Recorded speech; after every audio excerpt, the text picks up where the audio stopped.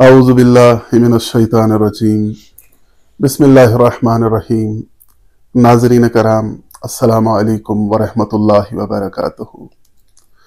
माह मुबारक रमज़ान 1446 हिजरी के दूसरे अशरे का आगाज़ हो रहा है। आज शब 11 माह मुबारक रमज़ान है। अशराए मगफिरत का आगाज़ हो रहा है। इंतज़ामिया कमेटी खातिमुल अंबिया लाइब्रेरी पुंछ के ज़ेर एहतमाम होने वाले इस खुसूसी प्रोग्राम रमज़ानुल मुबारक की अहमियत व फ़जीलत में मैं आपका खैर मक़दम करता हूँ। नाज़रीन मोहतरम, आज एक बार फिर इस खुसूसी नशिस्त में हमारे मेहमान हैं क़िबला काबा अलहाज मौलाना सैयद करार हुसैन जाफरी साहब क़िबला। मैं क़िबला काबा का प्रोग्राम में खैर मक़दम करता हूँ और सलाम अर्ज़ करता हूँ। अस्सलामु अलैकुम वरहमतुल्लाहि वबरकातुहू। वालेकुम अस्सलाम वरहमतुल्लाहि वबरकातुहू। बहुत बहुत शुक्रिया क़िबला, आपका बहुत बहुत शुक्रिया अदा करते हैं कि आप एक बार फिर हमारे इस प्रोग्राम की जीनत बने। क़िबला, माह मुबारक रमज़ान जो बहार कुरान मजीद है, कुरान मजीद की बहार के महीने में हम कुरान की महजूरियत के असबाब के बारे में आपसे जानना चाहेंगे कि कुरान के महजूर होने का मतलब क्या है और इस कुरान मजीद को महजूरियत से कैसे निकाला जा सकता है। अऊज़ु बिल्लाहि मिनश्शैतानिर्रजीम बिस्मिल्लाहिर्रहमानिर्रहीम अल्हम्दुलिल्लाहि रब्बिल आलमीन वस्सलातु वस्सलामु अला अशरफिल अंबियाइ वल मुरसलीन व अला आलिहि अत्तय्यबीन अत्ताहिरीन अल मासूमीन। अम्मा बाद फ़क़द क़ाल अल्लाहु सुब्हानहु व तआला शहरु रमज़ान अल्लज़ी उन्ज़िला फ़ीहिल क़ुरआन। जैसा कि मालूम है कि माह मुबारक रमज़ान रहमत व बरकत का महीना, जिसका पहला अशरा अशराए रहमत अपने इख्तिताम को पहुँचा है और आज से अशराए मग़फ़िरत का आगाज़ हो रहा है और फिर इसके बाद का अशरा इत्कुम मिनन्नार का अशरा है। इस बाबरकत महीने की सबसे बड़ी फ़जीलत कि अल्लाह ने इस मुबारक महीने में कुरान मजीद को नाजिल किया है। जैसा कि इरशाद रब्बुल इज़्ज़त होता है, शहर रमज़ान अल्लज़ी उन्ज़िला फ़ीहिल क़ुरआन, कि माह रमज़ान कि जिसमें अल्लाह की किताब कुरान मजीद जो है वो नाजिल की गई है। कुरान मजीद की बहार का महीना ये दर हकीकत माह रमज़ान है।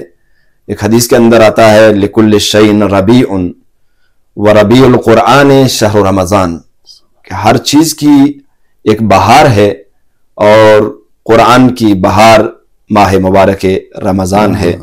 जैसा कि देखते हैं कि हर घर में हर मोमिन हर मोमिना कुरान मजीद की तिलावत कर रही है और ये होना भी चाहिए, इसलिए कि कल क़यामत के दिन रसूलुल्लाह ये शिकायत करेंगे कि जिसे कुरान मजीद की एक आयत करीमा के अंदर सूरह फुरक़ान की गालिबन आयत नंबर 30 है, जिसमें इरशाद होता है, वक़ाल रसूल या रब्बी इन्न कौमी तख़ज़ू हाज़ल क़ुरआन महजूरा, कि और उस दिन यानी क़यामत के दिन रसूल शिकायत करेंगे कि परवरदिगार, मेरी इस कौम ने इस कुरान को भी नज़रअंदाज कर दिया है।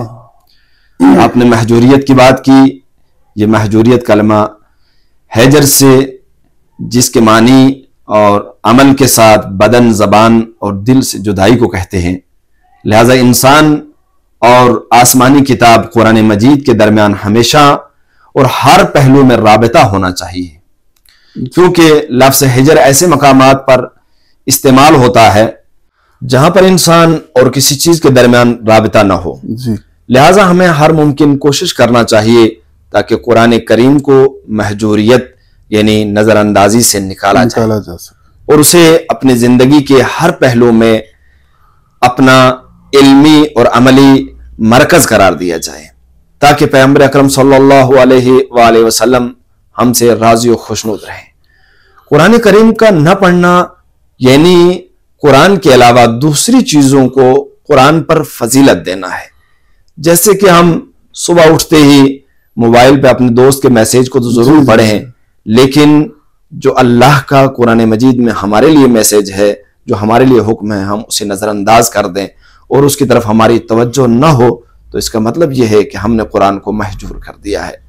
قرآن کو مرکز نہ بنانا بلکہ دوسری چیزوں کو ہم اپنی زندگی میں مرکز بنائیں تو یہ قرآن کے مہجوریت ہونے کے معنی میں ہے۔ اس میں تدبر اور غور و فکر نہ کرنا، دوسروں کو قرآن کی تعلیم نہ دینا، قرآن پر عمل نہ کرنا، یہ وہ ساری چیزیں ہیں جو قرآن کو گویا مہجور کرنے کے یعنی نظر انداز کرنے کے معنی میں ہے۔ یہاں تک کہ اگر کوئی شخص قرآن کریم کی تعلیم حاصل کرے لیکن اسے چھوڑ دے، اس کی طرف مڑ کر بھی نہ دیکھے اور اس کے سلسلے میں اپنی ذمہ داری کا احساس نہ کرے تو ایسا شخص بھی قرآن کو مہجور کرنے والا مانا جائے گا۔ پیغمبر اکرم صلی اللہ علیہ وسلم کی زبان سے شکایت کرنے کی جو بات اس آیت کریمہ کے اندر آئی ہے، حضرت چونکہ رحمت للعالمین ہے، نفرین اور لعنت نہیں فرماتے، لیکن قیامت کے دن پیغمبر اکرم شکایت کریں گے۔ اس بنا پر قرآن کریم کی مہجوریت یعنی نظر اندازی پیغمبر اکرم کی زبان پر شکایت اور ہماری ذمہ داری بالکل واضح ہے۔ قرآن کریم کی آیات کی زبانی تلاوت کرنا کافی نہیں ہے بلکہ اس کو مہجوریت سے نکالنا ضروری ہے۔ امام علی رضا علیہ السلام ایک حدیث مبارکہ میں ارشاد فرماتے ہیں کہ نماز میں قرآن کی تلاوت کے ذریعے قرآن کو مہجوریت سے نکالنا ہے۔ روایت میں بیان ہوا ہے ہر روز قرآن کی 50 آیتوں کی تلاوت کیا کرو اور تمہارا مقصد سورے کے آخر تک پہنچنا نہ ہو بلکہ ٹھہر ٹھہر کر پڑھا کرو اور اپنے دل کو قرآن مجید کی تلاوت کے ساتھ گویا اپنے آپ کو اس کی طرف مانوس کیا کرو۔ یہ در حقیقت ہے کہ قرآن کو مہجوریت سے نکالنے کا۔ بہت شکریہ قبلہ کعبہ آپ کا، کیونکہ آج 11ویں شب ماہ مبارک رمضان ہے۔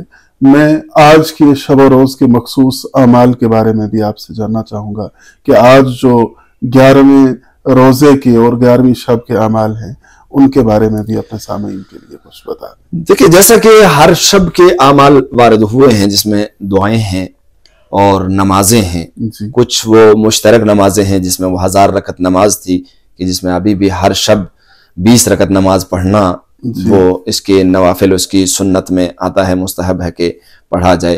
اور اسی طریقے سے آج شب کی مخصوص نماز جیسا کہ کتاب الوسائل میں رسول اکرم صلی اللہ علیہ وسلم سے روایت ہے کہ اس رات کو 2 رکعت نماز پڑھے۔ طریقہ نماز یہ ہے کہ ہر رکعت میں سورہ حمد کے بعد 20 مرتبہ سورہ انا اعطینا کی تلاوت کرے۔ تو اس نماز کا ثواب اتنا بتایا گیا ہے کہ اس دن یعنی قیامت کے دن اس کے گناہوں پر پردہ پوشی کی جائے گی، یعنی جو اس نماز کو ادا کرے گا، پڑھے گا، اور اسے اس کے گناہوں سے مطلع بھی نہ کیا جائے گا، یعنی قیامت کے دن اس سے پوچھ تاچھ نہ کی جائے گی۔ نبی کریم حضرت محمد مصطفیٰ صلی اللہ علیہ وآلہ وسلم نے ارشاد فرمایا کہ اللہ تعالیٰ 11ویں روزے کے عوض، جو آج یعنی دن کے روزے کی جو آپ نے بات کی ہے 11ویں روزے کی، تو فرمایا کہ اس کے عوض تم لوگوں کے لیے 4 حج اور 4 عمرے کا ثواب لکھ دیتا ہے، اور وہ حج و عمرہ جو انبیاء و صدیقین و شہداء کے ہمراہ انجام دیا جائے اس کا ثواب جو ہے اس انسان کو نصیب ہوتا ہے۔ اس کے دعا کا بھی ذکر ہے، آج کی دن کی مخصوص جو دعا ہے 11ویں ماہ مبارک رمضان کی، اس ماہ مبارک رمضان کی یہ جو مخصوص دعا ہے اس سے حاصل ہونے والے درس زندگی کے بارے میں بھی آپ اپنے ناظرین کے لیے کچھ ارشاد فرما دیں۔ ہر روز کی کچھ مشترک دعائیں ہیں اور کچھ مخصوص دعائیں ہیں، خاص کر وہ مخصوص چھوٹی سی دعا جو ہر روز پڑھی جاتی ہے ان میں جو 11ویں دن کے لیے جو دعا وارد ہوئی ہے، بسم اللہ الرحمن الرحیم، اللہم حبب الی فیہ الاحسان وکرہ الی فیہ الفسوق والعصیان وحرم علی فیہ السخط والنیران بعونک یا غیاث المستغیثین۔ اس کا ترجمہ کیا، اے اللہ اس دن میری نگاہ میں نیکیوں کو محبوب قرار دے اور نافرمانی اور معصیت کو ناپسند قرار دے، اور آج کے دن مجھ پر اپنے غضب اور جہنم کو حرام قرار دے، اے بے پناہ لوگوں کی پناہ گاہ۔ اس دعائے مختصر سے جو حاصل ہونے والے دروس اگر ہم ان کی طرف توجہ کریں تو 3 چیزوں کو اللہ تبارک و تعالیٰ سے اس مختصر سی دعا میں طلب کیا گیا ہے۔ اس میں سب سے پہلی چیز جو ہے نیکی کی محبوبیت، کہ نیکی کو میری نگاہ میں محبوب قرار دے۔ اور دوسری چیز اور دوسرا درس جو ہے جو اس دعائے مبارکہ سے ہمیں حاصل ہوتا ہے وہ نافرمانی اور معصیت کی ناپسندی ہے، کہ اے اللہ تو مجھے توفیق دے تاکہ میں تیری نافرمانی کو اور معصیت کو ناپسند کروں۔ اور تیسری چیز اور تیسرا درس جو ہمیں اس دعا سے حاصل ہوتا ہے وہ غضب الہی اور جہنم سے دوری کو طلب کیا گیا ہے۔ یہ مختصر 3 یہاں سے دروس جو اس دعائے مبارکہ سے حاصل ہوتے ہیں وہ یہ جو پہلا درس اس دعا سے حاصل ہوا جو آپ نے بتایا نیکی کا ذکر ہوا ہے اس دعا کے دوران، میں جاننا چاہوں گا کہ نیکی کا زیادہ حقدار کون ہے، اور یہ بھی بتا دیں کہ نیکیوں سے دوری کے اسباب کیا ہیں، کیونکہ نیکیوں سے زیادہ تر لوگوں کو دیکھا جائے تو وہ آج کے زمانے میں دور رہتے ہیں۔ دوری کے اسباب کیا ہیں، اس سلسلے میں اپنے ناظرین کے لیے تھوڑی سی وضاحت فرمائیں۔ دیکھیے اس سلسلے میں قرآن مجید کا ہی سہارا لیتے ہوئے سورہ نساء کی آیت نمبر 36 کی، جس میں گویا خود پروردگار نے یعنی وہ رتبہ بندی اور وہ درجہ بندی کر دی ہے کہ احسان و نیکی کا سب سے پہلے حقدار کون ہے، پھر اس کے بعد کون ہے، پھر اس کے بعد کون ہے۔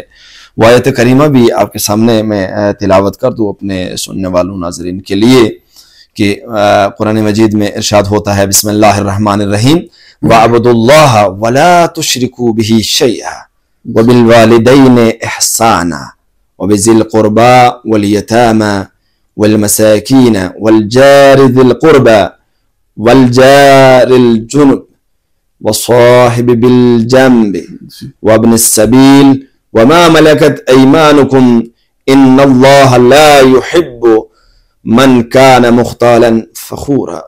یہ سورہ مبارکہ نساء کی آیت ہے جس میں اللہ تبارک و تعالی وہ تمام درجہ بندی کر رہا ہے کہ احسان و نیکی کے سب سے پہلے حقدار کون ہے، پھر اس کے بعد نیکی کا حقدار کون ہے۔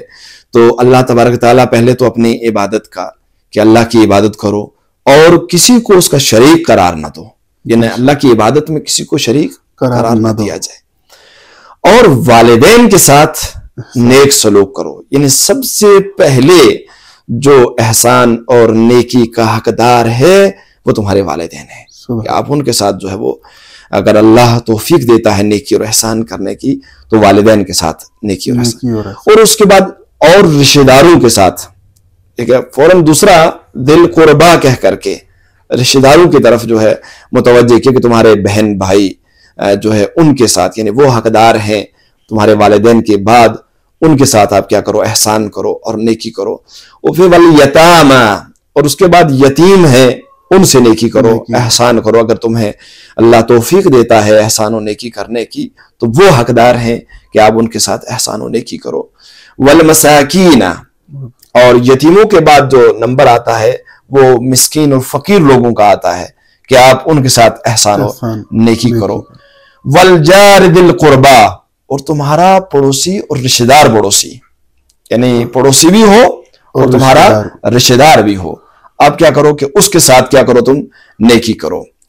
اور اس کے بعد جو ہے اجنبی پڑوسی، یہ تو ہو گیا جو رشتہ دار جو، دوسرا والجار الجنب، یعنی جو پڑوسی ہے لیکن وہ اجنبی ہے، ہمارا رشتے میں نہیں ہے، اور اس کے بعد جو ہے جو تمہارا پہلو نشین افراد ہیں ان کے ساتھ نیکی کرو۔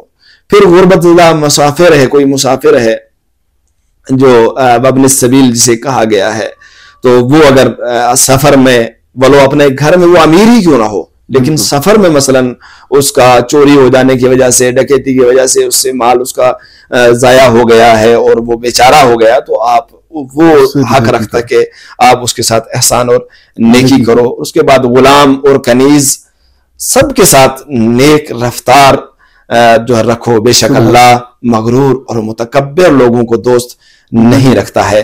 آپ نے اس کے ساتھ ساتھ یہ بھی سوال کیا کہ نیکیوں سے دور ہونے کے اسباب کی طرف، تو وہ بھی میں متوجہ کرتا چلوں۔ کچھ اسباب ہیں جن میں 2-3 کی طرف ہی اشارہ کر پاؤں گا اس وقت۔